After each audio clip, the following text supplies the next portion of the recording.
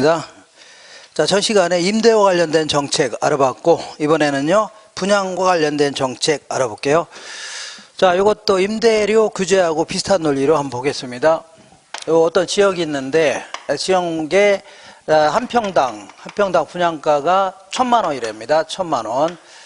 그러면 30평이면 3억 아닙니까? 그러니까 이 극빈층들이 집 사기가 너무 힘들다는 얘기입니다. 그래서 안 되겠다. 이 지역은 평당 600 이상은 받지 말아라. 이렇게 규제할 수 있는 거 아닙니까? 이렇게 600만 원. 그러면 이런 걸요, 분양가를 규제하겠다. 규제하는 거 아닙니까? 분양가 규제. 그리고 이것도 마찬가지로 분양가가 이거 이상 올라가면 돼야 한대요? 안 되죠. 여기까지만 올라가라. 요게 상한입니다. 이 상한은 항상 밑에서 결정해야 돼요. 밑에서 선정해야 됩니다. 그래서 이거 이상 올라가지 말아라. 이런 걸요, 분양가 상한제 이렇게 변합니다. 분양가 상한제. 자, 그러면 이런 정책을 수행하게 되면 어떤 효과가 있나 그런 얘기입니다. 어떤 효과? 어쨌든 이제 분양가 상한제는 현재 시행하고 있습니다. 원래 이제 1989년인가 그때부터 이제 처음부터 시행하기 시작했습니다. 그때는 공공택지라고 해서 그 국가나 지자체 있죠, 아니면 토지주택공사 얘네들이 개발해 갖고 공급하는 땅 있죠, 이런 걸 일반적으로 공공택지라는 겁니다. 무슨 택지라고요? 공공택지. 그래서 공공택지를 이제 건설사한테 분양할 때는, 팔을 때는, 땅을 파는 걸 분양하는 겁니다. 분양할 때는 원칙적으로 국민주택 규모 이하의 아파트를 지으려는 건설사 얘들한테 우선해서 매각하는 게 원칙입니다. 물론 예외는 있지만 우선해서 국민주택 규모라는 게 전용 면적 85제곱미터를 얘기합니다. 그거 이하의 아파트를 짓는 건설사한테 우선해서 좀 싸게 팔겠다는 얘기입니다. 다만 니네들은 아파트 지어갖고 분양가 상한제를 적용해서 실시하겠다는 겁니다. 분양가 상한제. 이거 이상은 올리지 말라는 얘기죠. 이렇게 물론 건축비에다가 이제 어느 정도 붙여서 이제 분양가 상한제를 정합니다. 이렇게 하다가 자, 요거를 이제 1999년도에 요거를 좀 해제했었습니다. 잠깐 공공택지에 대해서는 해제하다가 그 다음에 2005년도경에 자, 저기 판교부터 다시 또 시작했습니다. 공공택지에 대해서. 지금은 공공택지에 대해서는 전부 다 분양가 상한제를 실시하고 있습니다. 뭐 한다고요? 분양가 상한제. 그리고 민간택지면, 민간택지는 공공택지가 아니라는 얘기죠. 그러니까 정부로부터 구입한 땅이 아니라 이 민간인이 자, 이 그 아파트 부지를 구입할 수 있는 거 아닙니까? 일반적인 땅을. 이걸요, 민간택지라는 겁니다. 여기에 대해서는 자, 이거 시행하지 않고 있다가 2007년서부터 요거를 확대해서 민간택지까지도 확대했었습니다. 하다가 자, 잠깐 2015년도 그때 박근혜 정부 때 있죠? 그때 자, 요것 때문에 규제가 너무 심하니까 풀었었습니다. 잠깐 자율화를 했다가 올해 2019년도 자, 4월 달에 있잖아요. 4월 달에 정부가 그 서울에 27개 동을 중심으로 해서 민간 택지에 대해서도 분양가 상한제를 실시하고 있습니다. 자세한 것들은 나중에 하기로 하고, 지금은 이런 정책을 수행했을 때 어떤 효과가 있나 그런 거 알아보는 겁니다. 이렇게 볼게요. 자, 어디 갔냐면 다시 자, 이런 거를요, 이걸 분양가 규제다 아니면요 분양가 상한제 이렇게 얘기합니다. 분양가 상한제. 자, 그러면 이런 정책을 수행하게 되면 어떤 효과가 있나 그런 얘기입니다. 그러면 이건 원래 누구를 위한 제도냐면 우리 극빈층들 있잖아요. 극빈층들이 집 사기가 용이하게끔 지원해주겠다, 도와주겠다 그런 얘기 아닙니까? 근데 어떤 사람은 그런 사람이 있겠네요. 아, 집이 한 5채가 있는 자가 있는데 집값 싸니까 나도 한번 사겠다 그런 얘기 합니까? 나도 사겠다. 근데 그 사람은 청약 조건이 안 맞을 거 아닙니까? 그러니까 친구 명의로, 장모님 명의로, 사돈의 8촌 명의로 서로 달려서 살려고 하죠. 그러니까 아무래도 이런 정책을 하게 되면 투기가 아주 극성일 가능성이 높아집니다. 투기가. 자, 그러다 보니까 자, 이 분양 현장에는 줄나랍이 서 있는 거죠. 싸니까. 그러면 결국 이제 추첨이라든가 이걸 통해서 당첨자를 가려내야 되는 겁니다. 이렇게. 자, 그리고 건설사 입장에서는 600만 원만 받고서 아파트 지으려고 하다가 짓고 싶어 안 짓고 싶어요? 이거 돈도 안 되는 거 뭐하러 지으려고 합니까? 그러니까 신규 주택 공급을 안 하려고 합니다. 자꾸 신규 주택 공급이 감소하기 시작합니다. 자, 그러다 보니까 자, 어디가 있냐면 그러니까 자, 이때 당첨되면 그냥 뭐 정상 가격으로 팔 수 있으니까 거의 로또 복권에 당첨되는 겁니다. 이런 식으로. 자, 그 다음에 그 건설사 입장에서는 아파트 안 지으려고 하니까, 자, 생각해 볼게요. 여기 이제 아파트가 이런 것들이 있는데, 얘는 이제 낡고 노후화됐을 거 아닙니까? 이런 것들은 철거해야 되고, 여기에 뭐가 들어와야 돼요? 새로운 주택이 들어와야 되죠. 근데, 오래된 주택들은 철거되고, 새로 지어지는 주택은 많아요, 적어요? 아, 신주택 공급 안 하려고 하죠? 안 하려고 하니까, 신주택 공급을 안 하려고 하니까, 그죠?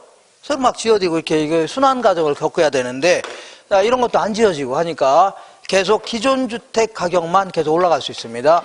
기존 주택에 대한 수요만 증가하고 기존 주택 가격만 계속 올라갈 수 있는 거 아닙니까? 아니, 새롭게 지어져야 뭐 새롭게 구입하든지 하는 거지. 안 지어지고 오래된 건 철거되고, 그러니까 기존 주택 가격만 계속 올라간다는 얘기죠. 기존 주택 수요만 증가하고. 안 그런 것 같아요? 그러니까 결국은 당첨된 몇몇 사람들, 투기꾼만 좋아하는 거고, 결국 남아있는 사람들은 오히려 집값만 계속 올라갔다는 얘기 아닙니까? 오히려 역효과가 나타날 수 있다는 얘기입니다. 안 좋은 효과. 자, 그리고 이 건설사 입장에서는 600만 원 받기로 하고 아파트 짓겠다 착정한다 하더라도 이 고급 자재를 갖다 썼다가는 말아먹기 딱 좋아요, 안 좋아요? 좋다는 얘기입니다. 그래서 중국산 싸구려 자재 이런 거 갖다 지어야 될 가능성이 매우 높습니다. 그래서 분양주택의 질적 수준이 매우 저하될 가능성이 높아집니다. 그리고 또한 도심 한복판에다 지었다가는 망하기 딱 좋죠. 저기 산 밑에 이런 데다가 땅 가격 싼데 이런 데다가 아파트 지어서 나홀로 아파트 이런 거 지어서 공급할 가능성이 높아집니다. 그러니까 상당히 비효율적인 토지용이 나타날 가능성도 매우 농후해집니다. 비효율적인 토지 이용이다. 이렇게. 그리고 요번에 이제 실수요 목적으로 집을 구입하려는 사람도, 자, 집값 싸니까, 집값 싸죠? 에라 모르겠다. 요번에 50평짜리 구입해서 한번 인간답게 살아보자. 이렇게 해서 쓸데없이 과소비가 생길 가능성도 매우 높아집니다. 이렇게. 자, 그러다 보니까 결국은 분양가를 규제했더니 당첨된 몇몇 사람들, 이런 사람들만 혜택을 보는 거고, 자, 남아있는 사람들은 오히려 집값만 올라가는 거죠. 혜택을 못 본다는 얘기입니다. 이게 상당히 문제가 될 수 있겠네요. 그래서 안 되겠다. 분양가를 자율화해라. 분양가 자율화라는 게 뭐냐면 경쟁적으로 그냥 받으라는 얘기입니다. 니들 마음대로 시장 기능에 맡기겠다는 얘기입니다. 그죠? 그러면 자율화하게 되면 이러한 안 좋은 기능은 다 없어지는 겁니다. 이렇게. 그러면 분양가 자율화가 훨씬 더 좋은 제도가 아니냐, 이렇게 생각하는 것은 성급해요, 성급하지 않아요? 성급하다는 얘기입니다. 왜 그러냐면 이 경우에는 분양가 자체가 일단 높아요, 낮아요? 분양가 자체가 높을 거 아닙니까? 경쟁적으로 막 아파트 지어대서 분양가 자체가 높은 거죠. 그러면 자, 이 극빈층들은 집 살 엄두가 안 나는 겁니다. 집값 비싸니까. 그죠? 그래서 이 경우에는 그래도 투기꾼들을 엄벌한다, 엄격히 다스린다, 이런 차원에서 이 분양권 딱지 가지고는 절대 못 팔게 하는 겁니다. 그리고 또한 이 구입한 이후로도, 잔금 치르고 난 이후에도 한 5년 동안은 막 전매를 금지시키는 겁니다. 그러면 투기가 많이 없어질 수도 있어, 없어요? 있다는 얘기입니다. 그래서 극빈층에 들어갈 기회가 있는데 이 경우는 아예 처음부터 비싸니까 못 들어가는 겁니다. 못 들어가고, 자, 건설사 입장에서는 이 경우에는 이 소형 평수를 지어서 저소득층을 상대로 했다가는 분양이 안 될 가능성이 높아집니다. 왜냐면 우리 극빈층들은 집값 비싸면 못 사는 거 아닙니까? 그죠? 그러니까 아예 건설사는 대형 평수 위주로 해갖고, 자, 대형 평수 위주로 해서 대형 아파트를 지어서 누구를 상대로 한다고요? 고소득층을 상대로 할 가능성이 매우 높아집니다. 왜냐면 우리 고소득층들은 집 가격 비싸면 더 좋아하는 것도 있습니다. 간단한 예로, 자, 어디 가냐면 이 압구정동 이런 데 잘 사는 동네 아닙니까? 이런 데서, 자, 이게 뭐예요? 이렇게 생긴 게, 이거 처음 보나요? 이걸 밍크 코트라고 하는 겁니다. 무슨 코트라고요? 밍크 코트 이렇게 생겼지, 뭐 저렇게 생기지 않았을 거 아닙니까? 그러니까 여기다가, 자, 이 중국에서 10,000원에 가져온 밍크 코트입니다. 밍크 코트인데 여기다가, 자, 이 10만원 이렇게 붙여서, 10,000원에다가 10만원, 9만원 붙인 거 많이 붙인 거 아닙니까? 10만원 붙여서 팔려고 했더니 거의 안 팔립니다. 거의 안 팔려서 망하기 직전이에요. 망하기 직전. 그래서 이 주인이 여자인데 술 잔뜩 먹고 와서 에라 모르겠다, 여기다가 2천만 원 붙여보자, 이렇게 했습니다. 얼마 붙이라고요? 진짜 2천만 원짜리 있더라고요. 롯데백화점 가니까. 저는 뭐 진짜 거짓말인 줄 알았더니 진짜더라고요. 20만 200만 원인 줄 알았습니다. 근데 가만히 봤더니 공이 하나 더 있더라고, 이거. 무슨, 차 한 대 값이네, 이거. 자, 비싼 차, 그것도. 자, 그러니까 이렇게 붙이니까 막 주문이 들어온다는 얘기죠. 그래, 이게 돈 많은 사람들은 오히려 이런 걸 더 선호합니다. 싼 건 안 입으려고 해요. 일단은 이게 비싼 거, 이런 게 자기의 품위가 올라가는 거고, 자기가 상위 계층이라는 거를 이렇게 얘기하고 다니는 거 아닙니까? 그러니까 아주 고급 아파트, 여기다가 평수도 넓고, 그 다음에 천장 이런 데다가 막 왕관 같은 거 있잖아요. 이런 거 하고 막 불빛도 막 모텔처럼 반짝반짝 이렇게 하게 되면, 오히려요, 고수 케이스 더 좋아합니다. 오히려 그런 데 살면은 자기가 이제 품위가 유지되고, 오히려 상위 계층이라는 걸 자랑하고 다니는 거 아닙니까? 맞죠? 그리고 오히려 더 잘 팔린다는 얘기입니다. 이 대형. 자, 그러다 보니까 소형 평수는 점점 줄어듭니다. 그러니까 어떤 제도가 뭐 훌륭한 제도다, 이렇게 일률적으로 말할 수 있어 없어요? 없는 겁니다. 그러니까 시장 기능에 이제 때로는요, 시장의 기능에 맡길 수도 있고, 그 다음에요, 정부가 이렇게 규제할 수도 있다, 그런 얘기입니다. 그런데 이것도 탄력적으로 지역마다 아니면요, 뭐 그 시기마다 이렇게 탄력적으로 조정해야 되지, 무조건 이런 방식은 바람직한 방식이 아닙니다. 지역마다마다 이렇게 탄력적으로 조정하는 게 가장 낫다, 이렇게 하시면 돼요. 자, 이렇게 해서 이 정도 정리하시면 됩니다. 상식적으로 계속 읽어보시면서 정리하시면 돼요. 자, 마지막으로 부동산 조세 정책 알아보겠습니다. 이 조세와 관련돼서 이제 공부할 건데, 아직 이제 부동산 조세는 세법 시간이 아직 공부를 안 한 걸로 알고 있거든요. 아직 뭐 어디 편찮으셔갖고 시작 못한 것 같은데, 그죠? 자, 어쨌거나 부동산 조세 정책은 이렇게 부동산과 관련된 조세를 공부하는 이러한 법이 부동산 세법입니다. 부동산과 관련돼서 세금을 내야 될 거 아닙니까? 그래서 자, 우리 이제 세금은 이렇게 이제 부동산과 관련돼서 부동산을 취득하는 과정에서, 보유하는 과정에서, 처분하는 과정에서 이제 세금을 부과합니다. 이런 세금을 공부하는 게 부동산 세법입니다. 자, 그러니까 부동산을 취득했을 때는 취득세라는 걸 내야 됩니다. 취득세. 자, 취득했을 때는 뭘 내야 돼요? 취득세 내야 됩니다. 그래서 옛날에는 2010년 이전까지는 그 부동산을 취득했을 때 취득세 내고, 그리고 또한 요거를 등기소에 가서 등기 치려면 등록세라는 걸 또 따로 이렇게 이중으로 이렇게 냈었습니다. 이중이 아니라 따로따로 부과했었는데, 2011년서부터 이렇게 그 권리 변동, 그러니까 그 취득하든가 이런 거 있죠? 이런 걸 때 부과하는 세금은요, 취득세 하나로 부과합니다. 그러니까 세금을 덜 내냐? 그건 아니고, 등록세와 같이 붙여서 이제 세금을 부과합니다. 내용은 거의 똑같은 거고. 자, 여기서 취득세를 내야 되는데, 우리 그 6억이 안 되는 아파트 같은 경우에는 1% 이거 냅니다. 1% 냅니다. 그리고 6억을 초과해서 9억이 안 되는 것들은 2% 정도 낼 겁니다. 그리고 그 이상은요, 3% 이렇게 냅니다. 근데 요것만 내는 게 아니라 요거 뒤에 따라붙는 조세가 있습니다. 따라붙는 지방교육세라든가 농어촌 특별세 이런 게 따라붙습니다. 어느 정도 따라붙고, 그 다음에 이제 보유하는 과정에서 이제 6월 1일 날 하루라도 갖고 있다. 그러면 재산세라는 걸 내야 됩니다. 재산세. 그러니까 무슨 얘기냐면 1년 내내 갖고 있지 않다가 어떻게 하다 보니까 6월 1일 날 내가 소유자로 돼 있다는 얘기죠. 그러면 그 사람이 재산세를 내야 됩니다. 그 사람이. 그래서 운도 참 없네요. 그러니까 1년 내내 갖고 있지 않다가 6월 1일 날 그 사람이 소유자로 돼 있는 거 아닙니까? 그러면 재산세는 1년에 한 번 부과하는 겁니다. 그럼 그 사람이 1년치 재산세를 다 내야 되는 겁니다. 이런 걸요, 과세 기준일 내줍니다. 과세 기준일 이렇게 얘기합니다. 요 날짜에 갖고 있는 자가 내는 겁니다. 자, 그러면 어떤 사람은 그럽니다. 나는 주택 갖고 있는데 재산세 2번 내는데요. 이런 사람이 있는데, 그런 사람은 우리 주택 같은 경우 있죠. 이런 경우에는 원래는 7월 달에 내야 되는 겁니다. 6월 1일 날 갖고 있는 자가 언제라고요? 7월 31일까지인가 내야 됩니다. 근데 한꺼번에 내라면 못 낼 수 있는 사람이 있어 없어요? 있죠. 그래서 이제 쪼개서, 반반씩 쪼개서 일부는 7월 달, 일부는요 9월 달에 이렇게 내라고 하는 겁니다. 그러니까 어떤 사람은 2번 내는 겁니까? 그건 아닙니다. 원래 한 번 내는 건데, 조세 부담을 줄여주려고, 뭐 부담 줄여진 것보다는 좀 경감이라기보다는 좀 여유 있게 쪼개서 반반씩 내라고 하는 거죠. 그러니까 한 번 내는 겁니다. 한 번 내는 거예요. 이렇게.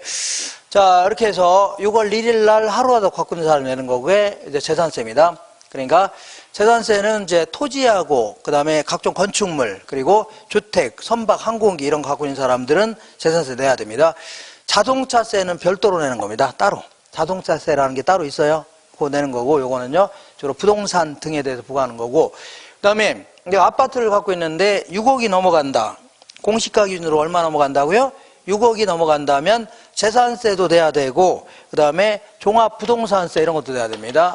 종합부동산세 이것도 또 내야 됩니다. 이렇게 부동산세. 재산세도 내고 뭘 내야 돼요? 종합부동산세 내야 됩니다. 자, 그래서 재산세가 요거는 이제 그 재산세 뒤에는 이제 뭐 지방교육세 이게 따로 붙습니다. 그리고 자, 종합부동산세 뒤에도 뭐가 따로 붙어요. 지금 하도 까먹었는데 또 따로 붙는 겁니다. 부가세라는 겁니다. 뭐라고요? 부가세 이게 따로 붙습니다. 그 다음에 부동산을 팔았을 때는 내가 5억에 구입해서 자 얼마에 팔았냐면 8억에 팔았다. 그러면 얼마 남겨먹었어요? 3억 남겨먹은 거 아닙니까? 이것도 소득은 소득 아닙니까? 소득세는 크게 종합소득세, 그 다음에 퇴직과 관련된 소득세, 그 다음에 양도와 관련된 소득세 이렇게 세 가지 형태로 분류해서 과세합니다. 분류. 이때는 5억에 구입해서 얼마에 팔았다고요? 8억에 팔았다. 그러면 3억 남겨먹은 거 아닙니까? 이것도 소득은 소득 아닙니까? 여기에 대해서 세금 계산해서 세금 내야 됩니다. 이걸요 양도소득세 해줍니다. 양도소득세. 물론 요 뒤에도 뭐 지방소득세 이런 게 따라 붙습니다. 이렇게 따라 붙고. 자, 근데 어떤 사람은 이럽니다. 5억에 구입해서 자 3억에 팔았다. 그러면 얘는 소득이 생겼어요? 손해본 거야? 손해본 거 아닙니까? 이럴 때는 세금 내는 게 아닙니다. 네.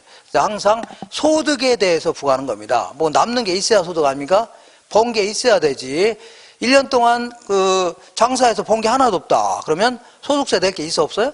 없는 겁니다. 그러니까 소득세는 소득이 많은 자들한테는 세금을 많이 부과합니다. 이렇게 높은 세율을 부과합니다. 소득이 작은 자들은요, 이게 낮은 세율이 부과됩니다. 이렇게 소득이 없는 자들은 세금 낼 게 있어 없어요? 없는 겁니다. 이렇게 소득에 대해서 부과하는 거니까 소득이 없으면 안 되죠. 소득이 없으면 세금 낼 게 없는 겁니다. 그러니까 어떤 사람은 세금 낼 게 없으니까 나는 자 소득세 안 내는 게 훨씬 좋겠다 이렇게 생각하는 것은 성급한 생각이에요. 그렇지 아니면 좋은 생각이에요? 그렇지 않은 생각이랍니다. 왜냐하면 세금을 많이 낸다는 얘기는 돈도 많이 번다는 얘기죠. 이런 게 좋은 거지. 세금 덜 낸다는 얘기는 버는 돈이 거의 없다는 얘기 아닙니까? 그죠? 그래서 많이 벌어서 세금도 많이 내는 게 좋지. 조금밖에 못 벌어갖고 세금도 못 내는 것보다 낫겠죠? 아닌가요? 그래서 100번 올바른 소리 아닙니까? 뭐 아니면 태클을 걸어보세요. 그래서 자 그래서 자 이런 세금들에 대해서 이 세금을 어떤 게 과세 대상이냐, 뭘 내가 구입했을 때 세금 내야 되냐 이런 거라든가 그 다음에 자 과세 표준이라고 해서 자, 세금을 부과하기 위한 어떤 기준이 있죠? 기준액도 이제 정해야 됩니다. 그리고 세율은 얼마냐? 법에서 정한 세율이 있을 거 아닙니까? 그리고 요걸 계산한 거를 언제까지 내야 되냐? 그리고 언제까지 안 내면 그 가산세라는 게 부과합니다. 이런 것들은 직접 가서 신고하고 납부하는 조세입니다. 그렇기 때문에 뭘 부과한다고요? 가산세라는 걸 부과합니다. 이거는 일종의 형벌적인 성격으로 부과하는 겁니다. 그리고 그때까지 가산세도 뭐고 안 내고 이런 것도 안 냈다는 얘기죠. 그때는 또 가산금 같은 것도 부과합니다. 이렇게. 그리고 어떤 경우는 세금 안 내도 되는 경우도 있습니다. 예를 들어서 양도세 같은 경우에는 내가 주택을 한 채만 갖고 있다가 2년 이상 갖고 있다 팔았다는 얘기죠. 그러면 세금 안 내도 됩니다. 이걸요 비과세라는 겁니다. 본인이 주택 한 채 갖고 있다가 2년 있다 팔았다는 얘기죠. 그럼 세금 안 내도 돼요? 안 내요? 안 내도 되는 겁니다. 그러면 이것도 신고해야 되는 거냐? 그건 아닙니다. 그냥 가만히 계시면 안 내도 되는 겁니다. 이걸 당연 비과세다 이렇게 표현합니다. 비과세는 그러니까 이거 알아서 지네들이 세금 안 걷는 거지. 내가 세금 낼 게 없으니까 가서 세금 내지 않는다고 신고해야 되는 거 아니냐 이런 거 아닙니다. 그냥 집에 가만히 계시면 알아서 세금 안 내도 되는 거예요. 이런 것들은 비과세 같은 경우는. 자, 비과세는 자, 이 당연 비과세라고 해서 알아서 지들이 알아서 비과시키는 겁니다. 근데 이제 감면이라든가 이런 것들 감면, 면제, 아니면 경감 이런 표현을 합니다. 경감, 감면, 면제 이런 것들은 이 비과세는요 아예 정부가 조세권을 포기한 겁니다. 법으로 처음부터 안 걷겠다는 얘기입니다. 근데 얘네들은요 조세권, 과세권을 유예시키는 겁니다. 어디라고요? 유예. 그래서 반드시 부칙에 언제까지 안 걷겠다 이 나옵니다. 언제까지. 그래서 보통 요거는 이제 중소기업 같은 경우에 수출을 잘하니까 언제까지 세금 좀 안 걷겠다, 좀 덜 걷겠다 이런 겁니다. 이런 것들은 전부 다 신청을 해야 됩니다. 경감, 감면, 면제 이런 것들은 다 신청을 해야 돼요. 근데 자 우리 주택을 한 채 갖고 있다 파는 경우 있죠. 2년 이상 이런 것들은 그냥 비과세입니다. 비과세는 가만히 있으면 그냥 비과세 해주는 겁니다. 그냥 이걸요 당연 비과세다. 감면 같은 경우는요 신청 감면이다 입니다. 신청했을 때 감면해 주죠. 가만히 있으면 감면 안 해줘요. 본인이 이제 사업 같은 거 할 때 감면 규정은 다 알고 계셔야 돼요. 알고 쭉 살펴본 다음에 내 조건에 맞는다 그러면 직접 가서 신청해야 되지. 신청 안 해주면 감면 안 해줘요. 비과세는 알아서 감면해 줍니다. 근데 감면은요 직접 가서 신고해야 돼요. 신청해야 됩니다. 이렇게 하시고 자 이렇게 해서 이런 얘기를 이제 세법 시간에 공부할 겁니다. 언제 공부한다고요? 세법 시간에. 여기서 하는 게 아닙니다. 여기서 하는 게 아니에요. 왜냐하면 여기서 하는 게 왜 아니냐면 이런 거를 이것도 이제 1월 달에 책을 보면 이렇게 두꺼운데 이것만 하더라도 할 게 많은데 이런 것까지 하게 되면 자 공부를 양이 너무 많아지는 거죠. 그러니까 여기서 하면 돼요, 안 돼요? 안 됩니다. 그것보다도 그것도 중요하지만 그것보다 더 중요한 게 있습니다. 뭐냐면 내가 아는 게 있어 없어요? 별로 없으니까 이걸 어떻게 합니까? 그러니까 여기까지가 아는 건데 더 이상 아는 것도 없는데 그 이상 나갔다가는 어디 망신 나갈 수 있습니다. 그러니까 못하는 겁니다. 첫 번째 목적보다는 두 번째 목적이 더 강합니다. 이렇게 강하다 이렇게 하시면 돼요. 그죠? 자 그러면 이번에는 이런 얘기를 해볼게요. 자 여기가 뭐냐면 여기 이제 딱 원룸입니다. 원룸. 자 5층짜리 딱 돼 있어요. 이렇게 딱 돼 있는데 자 여기가 이제 이 집 주인을 뭐라 하냐면 아까 임대인 해줄게요. 집 주인을요 임대인, 여기 새 들어 살고 있는 사람들을요 임차인 이렇게. 자 이제 계속 나오니까 집 주인을요 임대인, 새 들어 사는 사람을요 임차인 이렇게 해줄게요. 자 그래서 임대인이 여자분입니다. 이렇게 여자분이 이렇게 생겼을 거 아닙니까? 이렇게 잘 그렸어요? 안 그렸어요? 이렇게 약간 눈 찢어졌네요. 이렇게. 자 여기 이제 원래는 원룸에 대해서도 자 원룸도 이 극빈층들이 조금 자 겨울철 같은데 이런 게 없으면 극빈층들이 살 데가 있어 없어요? 보증금 낼 돈도 없는 분들 이런 데가 보증금만 200만 원 내고 살 수 있는 거 아닙니까? 월 한 20만 원 30만 원 내면서 살 수 있죠. 그러니까 이 극빈층들도 이게 인간답게 살 수 있는 어떤 장소를 마련해 주는 거 아닙니까? 그러니까 가정해 보는 겁니다. 가정. 옛날에는 이런 주택에 대해서 재산세를 부과하지 않았다고 가정해 보자. 가정해 보는 겁니다. 가정하는데 요즘에는 이런 게 하도 많아져서 안 되겠다. 이런 주택에 대해서도 재산세를 부과하겠다. 이렇게 해볼게요. 재산세를 부과하겠다. 자, 그러면, 요게 집주인 아닙니까?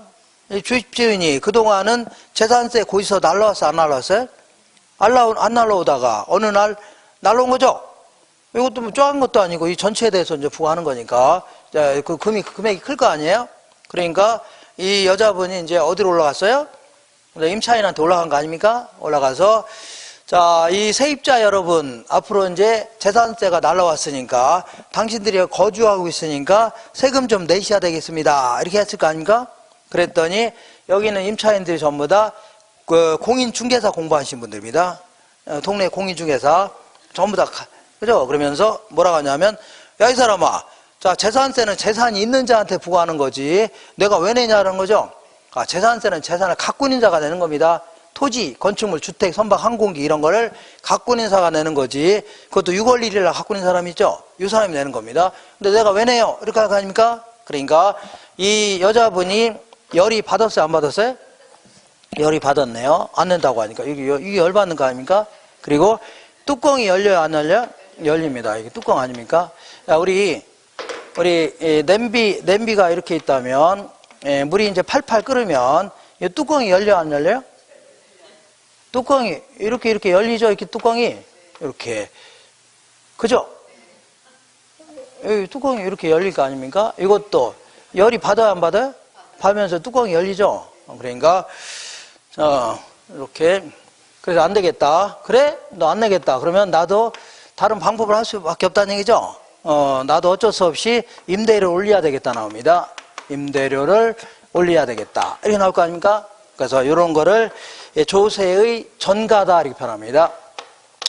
원래 법적으로 세금을 누가 내야 돼요? 집주인이 내야 되는데 이거를 임대료 인상을 통해서 이 세입자한테 떠넘기려고 하는 거 있죠? 이런 걸요. 조세를 전가시킨다 이렇게 표현합니다. 조세를 타인에게 떠넘기려고 하는 겁니다.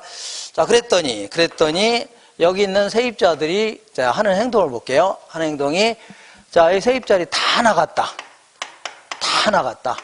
다 나갔다는 얘기는 너 아니라도 갈 데가 많아요, 적어요? 많다닙니다. 니까지 올리면 다른 데 가면 될 거 아니야. 주변에 널려 있는 게 그 원룸 아닙니까?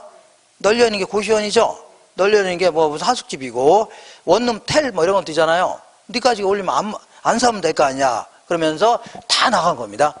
다 이거를요 탄력적으로 반응했다 줍니다. 대체재가 많은 거를 탄력적, 대체재가 별로 없으면요 비탄력적. 아까 했었죠. 그러니까 자, 다 나가니까 다 텅텅 빈 거 아닙니까? 그런다고 세금 안 내나요? 자, 우리 소득세는 소득에 대해서 부과하는 거고 재산세는요 재산에 대해서 부과하는 겁니다. 재산마다 공시가가 있습니다. 거기다가 세율을 부과하는 거예요. 그러니까 텅텅 빈다 하더라도 세금 내야 돼, 안 내야 돼요? 내야 됩니다. 본인이 내야 돼요. 본인이 원룸 사업을 하는데 텅텅 비어있다 임대가 안 돼도 그래도 세금 내야 됩니다. 알겠나요? 예, 임대 사업 하고 있나요? 예, 세금 내야 돼요. 이렇게. 자, 그러니까 다 나갔다. 그러면 이제 누가 내야 돼요? 임대인이 내야 되겠네요. 임대인이 내야 될 수밖에 없죠. 임대인이 아까 집주인이에요, 세입자예요? 집주인이 내는 거 아닙니까? 이렇게. 근데 이번에는 임대를 올렸더니 그대로 남았답니다. 그대로 남았다. 그러면 그대로 남았다는 얘기는 갈 데가 있어 없어요? 없는 거 아닙니까? 그러니까 대학교 앞에 원룸이라는 꼴랑 요거 하나밖에 없는 겁니다. 그러니까 임대를 올리니까 갈 데가 있어 없어요?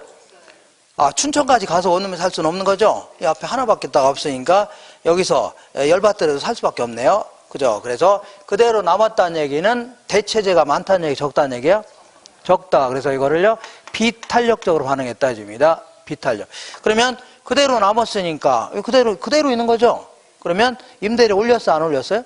올린 거 갖다 세금 내니까 결과적으로 누가 낸 꼴이에요? 세입자가 내는 꼴이 되는 겁니다. 세입자. 그래서 요거를 이렇게 볼게요. 요거는 누가 부담해요? 임차인이 부담하는 이런 형태가 됩니다. 임차인.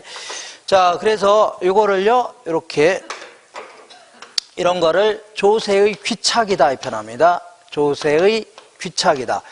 자, 임대를 올렸을 때 실질적으로 세부담 누가 하냐 이런 걸요 조세의 귀착이다 해주는데 요거는 나중에 제가 그림을 그려서 설명할 건데 지금은 그런까지 할 필요 없습니다. 지금 느낌으로 자, 요거 조세의 귀착은 자, 실질적으로 누가 세금을 부담하느냐 그런 얘기입니다. 실질적으로 상대적으로 비탄력적인 쪽에서 세부담이 커집니다. 이렇게. 자, 시험 목적으로는 요것만 하시면 돼요. 시험 목적으로는 요것만 하시면 됩니다. 자, 비탄력적이라는 얘기는 우리 입장에서는 임대를 올리더라도 갈 데가 없다 이런 걸요 비탄력적이집니다.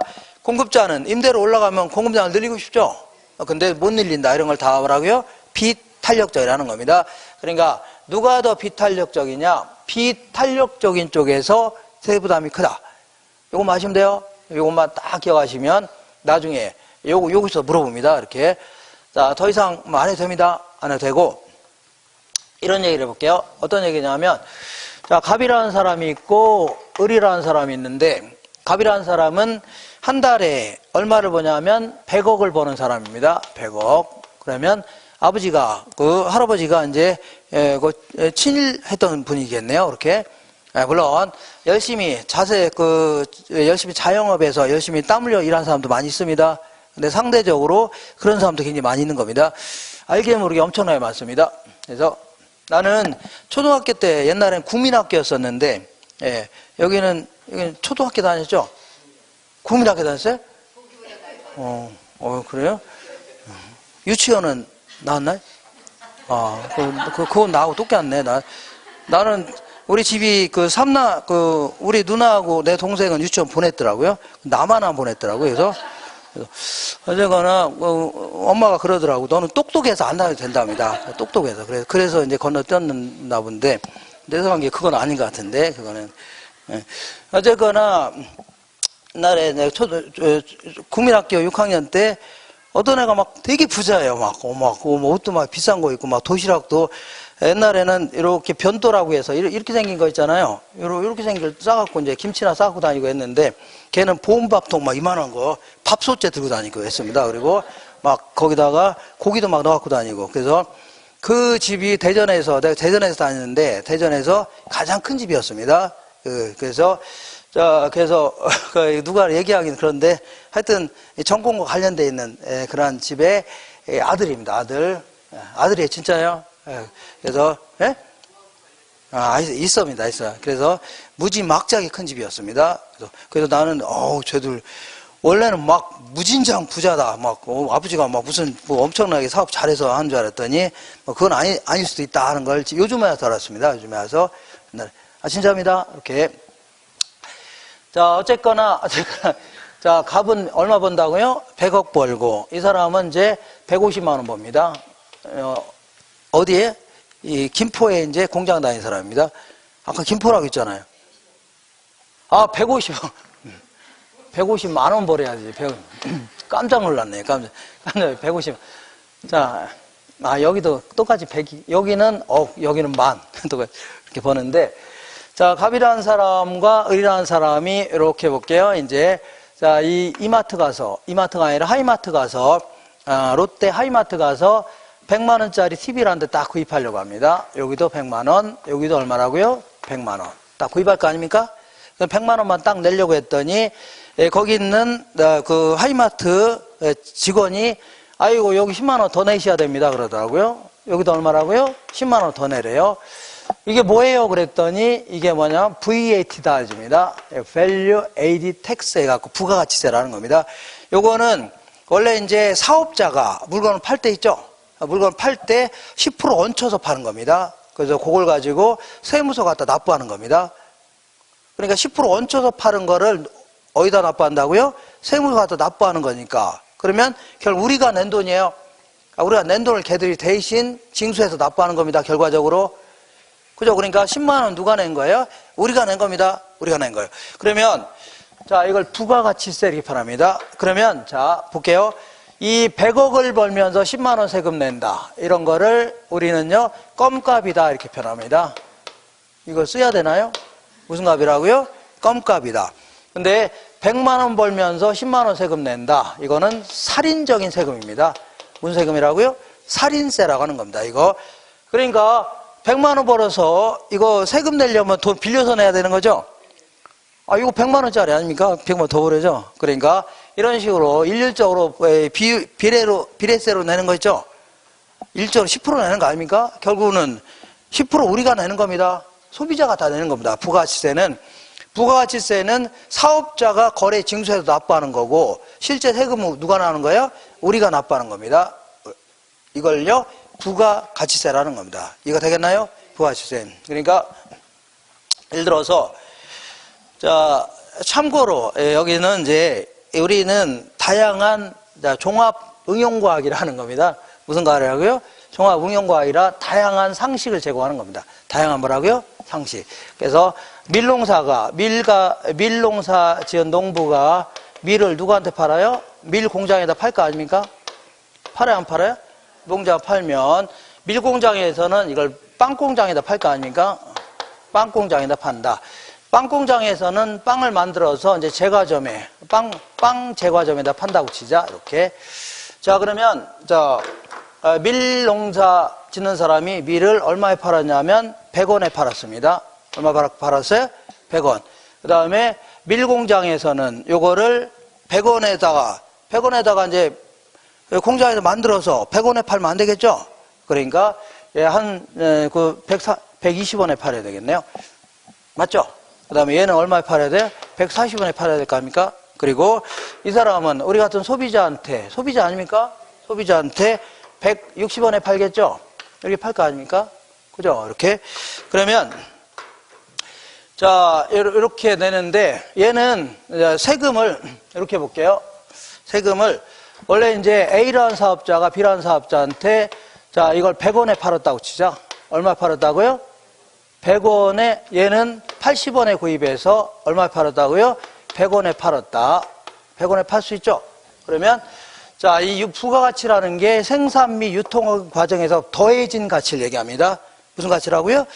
더해진 가치. 그러니까 80원에서 20원 더해서 파는 거죠? 그럼 20원을 부가가치라는 겁니다. 20원을요? 부가가치. 그러면 여기다가 10%를 세금을 부과해서 2원을 납부하는 겁니다. 이걸요? 부가가치세라는 겁니다. 무슨 세라고요? 부가가치세. 근데 이런 식으로 징수했다가는 A 입장에서는 물건을 구입할 때 비싸게 구입했다고 신고할 수 있죠? 신고를 그렇게 할 수도 있어요. 근데, 그리고 팔을 때는 100원에 파는 게 아니라 90원에 팔았다고 신고할 수 있죠?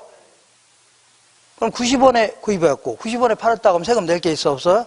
없죠. 이렇게 해서 세금을 탈루할 여지가 굉장히 많습니다. 그래서 이 부가가치세는 이렇게 징수하는 게 아니라 이런 식으로 징수합니다. 얘는 A가 물건을 팔죠? 그러면 10% 얹혀서 팔을 합니다. 그럼 100원에 10% 하면 얼마요? 100원에 10% 하면 10원이죠?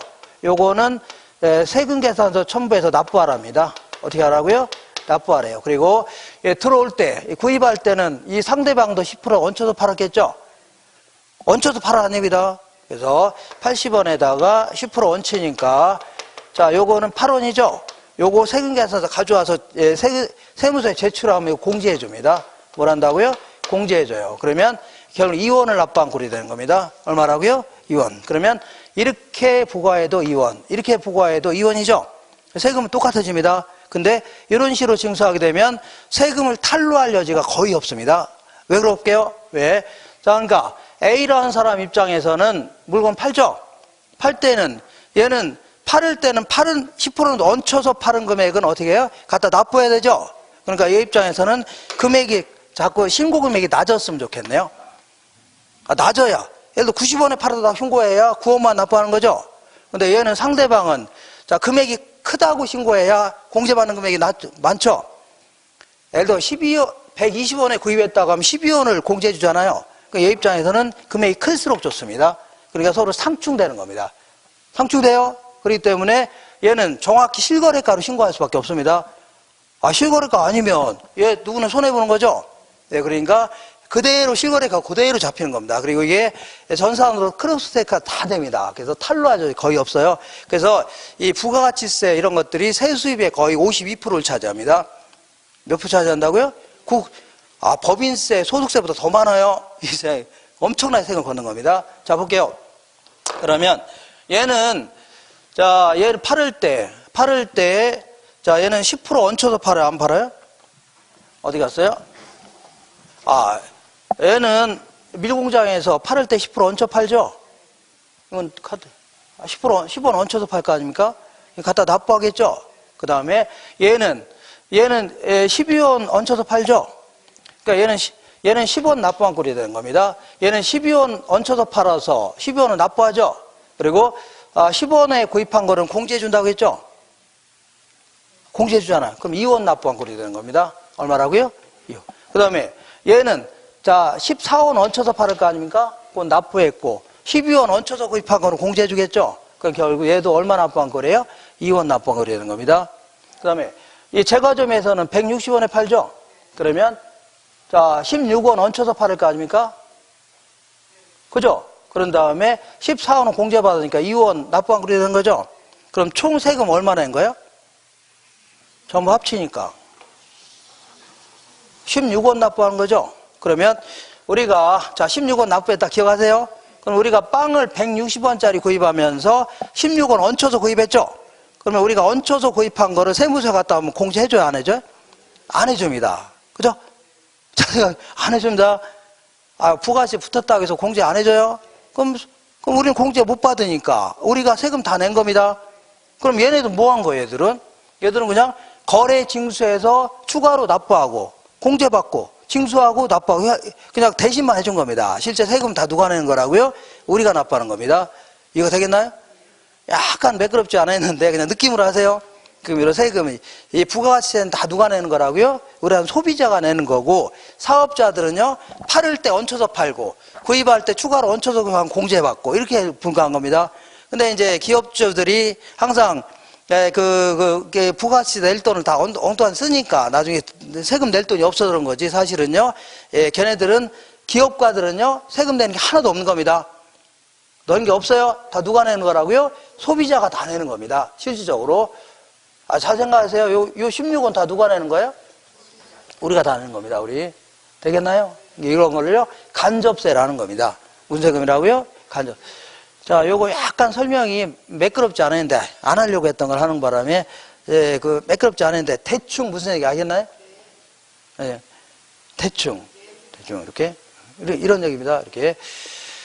자, 그래서 그 무슨 얘기 하려고 하냐면 아까 100억 버는 자가 세금을 10만 원 낸다. 이런 것들은 무슨 값이라고요? 껌값입니다. 근데 100만 원 돈 벌어서 10만 원 세금 내는 것은요.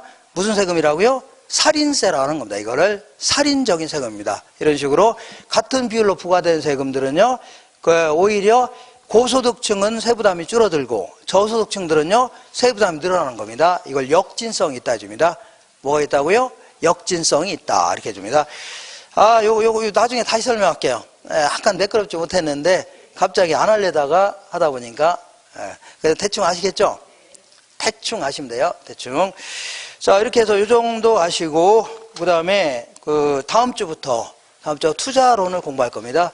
투자론 금융론은 내용이 아주 중요한 거기 때문에 막 계산도 하고 그러는데 11월, 12월 달은 계산 안 할 겁니다. 안 하고 내용을 좀 3번 정도에 걸쳐서 할 겁니다. 아주 중요한 파트이기 때문에 학생들이 굉장히 힘들어하는 파트예요. 그러니까 요거를 조금 자세히 한 3번에 걸쳐서 할 겁니다.